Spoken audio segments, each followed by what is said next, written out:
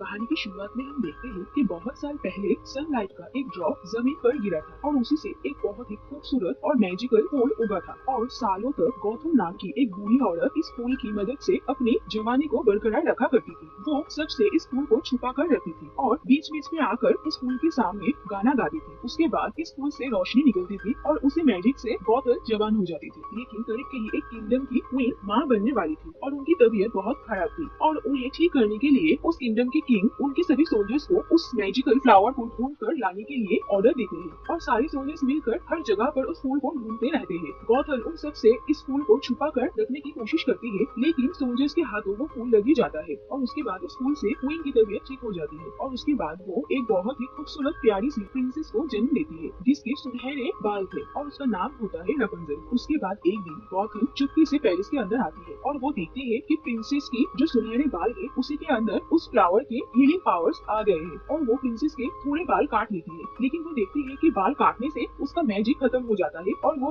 भूरे रंग के हो जाते हैं। उसके बाद गौतम प्रिंसेस रपुंजल को ही अपने साथ वहाँ से लेकर चली जाती है और वो दूर पहाड़ों के बीचों बीच एक सीक्रेट टावर में उसे छुपा कर रखती है और रपुंजल धीरे धीरे बड़ी होती है। गौतम रपुंजल के बाल सुलझाने के बहाने से उसके सामने गाना गाती थी और जिससे कि रपुंजल के बालों से रोशनी निकलती थी और ऐसे ही गौतम अपनी जवानी को बरकरार रखती थी और रपुंजल गौतम को ही अपनी माँ मानने लगती है और वो हमेशा गौतम से टावर से बाहर जाने के बारे में पूछा करती थी। लेकिन गौतम उसे ये कहकर डराती थी कि बाहर की दुनिया बहुत ही बुरी है और उसे बाहर नहीं जाना चाहिए। लेकिन किंगडम के किंग और क्वीन अपनी खोई हुई प्रिंसेस के वापस लौटने की उम्मीद में उसके हर जन्मदिन पर उसके नाम पर आसमान में बहुत सारे लैंटर्न्स उड़ाया करते थे और दूर टावर में बैठे हुए रपुंजल खिड़की से इन लैंटर्न्स को देखा करती थी और उसे समझ में नहीं आता था कि ये क्या है। लेकिन वो ये जानती थी कि ये जो कुछ भी है वो हमेशा उसके बर्थडे के दिन ही देखा जाता है और वो अपने मन में ये ख्वाहिश रखती है कि वो एक दिन इसे अपने आंखों से बाहर जाकर देखेगी। और ऐसे ही धीरे धीरे रपुंजल बड़ी हो जाती है और रपुंजल के बाल काफी लंबे हो गए थे। उसका 18th बर्थडे भी आने वाला था। रपुंजल के पास एक कैमेलियन भी था। रपुंजल हमेशा से ही इसी टावर में ही कैद रहती थी और उसे हमेशा बाहर जाने का मन करता था। वो टावर की हर दीवारों पर पेंटिंग बनाया करती थी और उसने उन लैंटर्न्स की भी पेंटिंग बनाया था। वो गौतम को अपने 18th बर्थडे के गिफ्ट में उससे ये मांगती है कि वो बाहर उस लैंटर्न्स को देखने जाएगी, लेकिन गौतम उसे मना कर देती है और उसे फिर से बाहर की दुनिया को लेकर डराती है। दूसरी तरफ फ्लेम राइडर नाम के एक चोर अपने दोनों साथियों के साथ पेरिस से प्रिंसेस की क्राउन चुरा कर भागते हैं और किंगडम के सोल्जर्स उसका पीछा करते हैं। भागते भागते फ्लेम राइडर अपने दोनों साथियों को धोखा दे देता है और क्राउन लेकर खुद चला जाता है। लेकिन जंगल के बीचों बीच आकर एक सोल्जर का घोड़ा मैक्सिमस राइडर का पीछा करता है और उस घोड़े से बचते बचते फ्लेम उस सीक्रेट टावर के पास आ जाता है और बहुत मुश्किल से उस टावर के ऊपर चढ़ता है। लेकिन अंदर जाते ही रपुंजल अपने फ्राइंग पैन से उससे घायल कर देती है और वो बेहोश हो जाता है। उसके बाद वो उसे अपनी अलमारी में बंद करके रखती है और उसके बैग में वो उस क्राउन को देखती है। रपुंजल इस बात से काफी खुश थी कि वो अपनी माँ को इस आदमी को दिखाएगी ताकि उन्हें लगे कि वो अब बाहर जाने के लिए तैयार है और बाहर के खतरों से भी खुद को संभाल सकती है। लेकिन जब गौतम घर वापस आती है और रपुंजल उससे बात करने की कोशिश करती है तो गौतम को लगता है कि वो फिर से बाहर जाने के बारे में जिद करेगी, इसीलिए वो उसे डांट देती है और ये देखकर रपुंजल फ्लेम के बारे में उसकी माँ को कुछ भी नहीं बताती है और बदले में वो उनसे कुछ दूसरा बर्थडे गिफ्ट मांग लेती है जिसे लाने के लिए गौतम को 3 दिन लग जाएंगे। लेकिन रपुंजल के बाहर जाने की जिद को भुलाने के लिए वो ऐसा करने के लिए मान जाती है। गौतम के चले जाने के बाद रपुंजल फ्लेम को बाहर निकलकर अपने बालों से बांध देती है और जब फ्लेम को होश आता है तो उसे पूछने से रपुंजल को लैंटर्न्स के बारे में पता चलता है और वो फ्लेम के साथ ये डील करती है कि वो उसके बर्थडे के दिन उसे उस लैंटर्न्स को दिखाने के लिए बाहर लेकर जाएगा और बदले में वो उसे उसका क्राउन वापस लौटा देगी। फ्लेम के सामने दूसरा कोई रास्ता नहीं होता है, इसीलिए वो रपुंजल के इस डील को एक्सेप्ट कर लेता है। उसके बाद रपुंजल पहली बार टावर से बाहर निकलती है और खुले आसमान में आती है। वो काफी खुश होती है, लेकिन बीचों बीच उसे इस बात का भी बहुत बुरा लगता है उसने अपनी माँ की बात नहीं माना है। उसके बाद फ्लेम रपुंजल को एक जगह पर लेकर आती है जहाँ पर सारे खतरनाक क्रिमिनल्स भरे थे। रपुंजल पहले उन्हें देखकर काफी डर जाती है, लेकिन उन सारे क्रिमिनल्स को ये पता था कि फ्लेम एक वांटेड क्रिमिनल है, इसलिए वो लोग वहाँ पर ही उसे पकड़ कर रखते हैं। लेकिन रपुंजल उन सबसे रिक्वेस्ट करती है कि फ्लेम उसका गाइड है और उसने जो सपना देखा है वो आज पूरा होने वाला है और फिर वो उन सबसे भी अपने अपने सपनों के बारे में पूछती है और ये सुनकर वो सारे लोग काफी इमोशनल हो जाते हैं और सभी अपने अपने सपनों के बारे में बताते हैं। तभी वहाँ पर कुछ सोल्जर्स आ जाते हैं फ्लेम को ढूंढते हुए और बाहर से एक आदमी रपुंजल और फ्लेम को वहाँ से भागने में मदद करते हैं। उसके बाद वहाँ पर फ्लिन को ढूंढते हुए मैक्सिमस भी आ जाता है और वो सुनते सुनते एक सीक्रेट डोर को देख लेता है जहाँ से रपुंज़ल और फ्लिन भागे थे। दूसरी तरफ गॉथल किसी वजह से वापस आ गई थी और टावर में रपुंज़ल को ना देखकर वो काफी गुस्सा हो जाती है। उसके बाद वो फ्लिन के चुराए हुए उस क्राउन को देखती है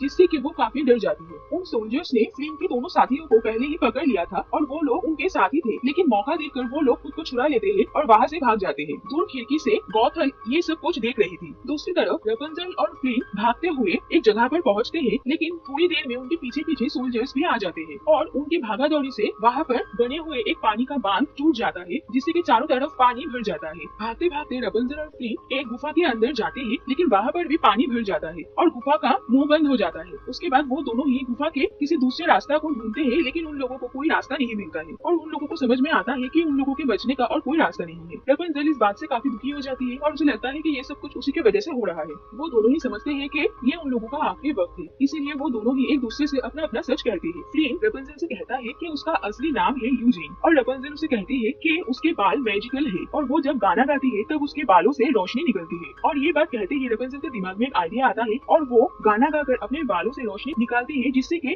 वो लोग पानी के और अंदर जाकर वहाँ से बाहर निकलने का रास्ता ढूंढ लेते हैं। दूसरी तरफ गॉथल फ्लिन के दोनों साथियों से मिलती है और उन्हें वो क्राउन दे देती है, लेकिन वो कहते हैं कि इस क्राउन से भी बढ़कर उन दोनों के लिए ये होगा कि वो लोग फ्लिन से अपना बदला ले सके। दूसरी तरफ गुफा का रास्ता ढूंढते हुए फ्लिन के हाथ में चोट लग जाती है और रपुंज़ल अपने बालों की मदद से उसके हाथों को वापस से हील कर देती है और ये देखकर फ्लिन काफी हैरान हो जाता है। रपुंज़ल उसे कहती है कि उसके बालों में किसी भी चीज को हील करने की पावर है। उसके बाद फ्लिन अपने बारे में रपुंज़ल को बहुत कुछ कहता है और वो रपुंज़ल के साथ काफी अच्छा बर्ताव करता है। उसके बाद वो कुछ सूखी लकड़ी लाने के लिए दूर जाता है, तभी रपुंज़ल से मिलने के लिए गॉथल वहाँ पर आती है और वो उसे अपने साथ घर चलने के लिए कहती है, लेकिन रपुंज़ल उसे मना कर देती है। और उसके बाद गॉथल रपुंज़ल को वो क्राउन दे देती है और वो उसे कहती है कि फ्लिन को ये क्राउन देने के बाद वो उसे छोड़कर चला जाएगा। उसके बाद वो वहाँ से चली जाती है। रपुंज़ल फ्लिन से वो क्राउन छुपा कर रखती है। अगले दिन सुबह मैक्सिमस फ्लिन को ढूंढते ढूंढते उन लोगों तक पहुँच जाता है और वो फ्लिन को अरेस्ट करने की कोशिश करता है, लेकिन रपुंज़ल मैक्सिमस को सिर्फ समझाती है कि आज उसका बर्थडे है और फ्लिन उसका एक सपना पूरा करने में उसकी मदद कर रहा है। मैक्सिमस को रपुंज़ल काफी पसंद आ जाती है और वो उसका रिक्वेस्ट रखने के लिए फ्लिन को फिलहाल के लिए छोड़ देता है। उसके बाद रपुंज़ल और फ्लिन दोनों किंगडम के अंदर आते हैं और वहाँ पर खोए हुए प्रिंसेस के बर्थडे को लेकर फेस्टिवल हो रहा था और वो लोग उस फेस्टिवल को काफी एंजॉय करते हैं। रपुंज़ल फ्लिन का असली नाम जानने के बाद से ही उसे यूजीन ही बुलाती थी। उसके बाद यूजीन और रपुंज़ल उस लैंटर्न्स को देखने के लिए जाते हैं और शाम को जब क्वीन और किंग प्रिंसेस के नाम पर वो लैंटर्न्स जलाते हैं, उसके बाद शहर के सारे लोग एक एक करके सारे लैंटर्न्स छोड़ते हैं और ये देखकर रपुंज़ल काफी खुश हो जाती है और उसका सपना पूरा हो जाता है। और ऐसा होने के बाद रपुंज़ल यूजीन को वो क्राउन दे देती है। यूजीन को अब ये क्राउन नहीं चाहिए था क्योंकि वो अब रपुंज़ल को पसंद करता था, लेकिन वो दूर अपने एक साथी को देखता है और वो उस क्राउन को लेकर उसे मिलने के लिए चला जाता है और वो रपुंज़ल से कहता है कि वो थोड़ी देर में ही वापस आ जाएगा। और वो क्राउन अपने दोनों साथियों को देकर वो उनसे माफी मांगकर वहाँ से लौटने वाला था, लेकिन वो दोनों उसे पकड़ लेते हैं। फिर वो दोनों रपुंज़ल के पास आते हैं और दूर एक शिप में यूजीन को दिखा उसे ये कहते हैं कि यूजीन ने उसे धोखा दे दिया है और वो क्राउन लेकर चला गया है और वो उन दोनों को रपुंज़ल के सुनहरे बालों के बारे में भी बताकर गया है और वो दोनों रपुंज़ल को पकड़ने की कोशिश करते हैं, लेकिन तभी वहाँ पर गॉथल आ जाती है और उन लोगों को मारने का दिखावा करती है। उसके बाद रपुंज़ल को गॉथल की बातों पर यकीन होता है कि ये दुनिया बहुत बुरी है और उसे टावर में ही रहना चाहिए, इसीलिए वो गॉथल के साथ वापस टावर में आ जाती है। दूसरी तरफ यूजीन को बेहोश कर उसे एक शिप के साथ बांधकर उसके दोनों साथियों ने उसे पैलेस की ओर भेज दिया था और पैलेस के सामने आते ही उसे सोल्जर्स पकड़ लेते हैं।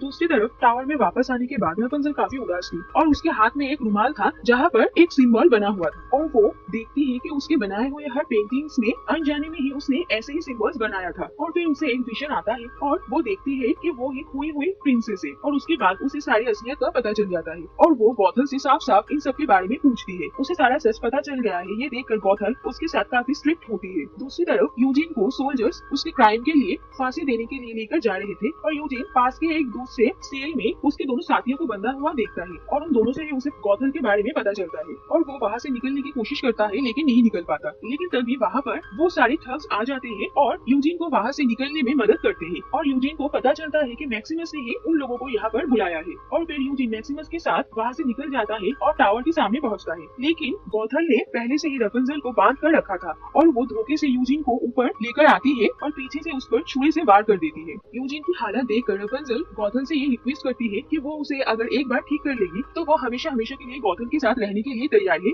वो कभी भी उससे भागने की कोशिश नहीं करेगी। ये सुन सुनकर गॉथल यूजिन को बांधकर रपुंज़ल को उसे ठीक करने का मौका देती है और रपुंज़ल जब यूजिन को ठीक करने के लिए उसके पास जाती है तो यूजिन वहीं पर पीछे हुए एक कांच के टुकड़े से रपुंज़ल के सारे बाल काट देता है, जिससे कि उसके बालों की सारी मैजिक खत्म हो जाती है। और ऐसा होने से गॉथल की असली रूप भी बाहर आ जाता है और ये सब होने से वो काफी बौखला जाती है और उसी बालों से पैर अटक कर वो टावर से नीचे गिर जाती है और मर जाती है। यूजिन भी धीरे धीरे अपनी आंखें बंद कर लेता है और ऐसा होने से रपुंज़ल काफी दुखी हो जाती है और वो रोने लगती है और उसके आंसू का एक बूंद यूजिन के ऊपर पड़ता है और वो देखती है कि फ्लावर का मैजिक तभी भी था जिससे कि यूजिन का घाव धीरे धीरे हील होने लगता है और वो वापस से ठीक हो जाता है। उसके बाद यूजिन रपुंज़ल को पैलेस में उसके असली माता पिता के पास लेकर जाता है और किंग और क्वीन रपुंज़ल को देखकर काफी खुश हो जाते हैं और रपुंज़ल को अपने असली माता पिता मिल जाते हैं। खोए हुए प्रिंसेस के वापस आ जाने से किंगडम फिर से खुशियों से भर जाता है। उसके बाद रपुंज़ल और यूजिन की भी शादी हो जाती है।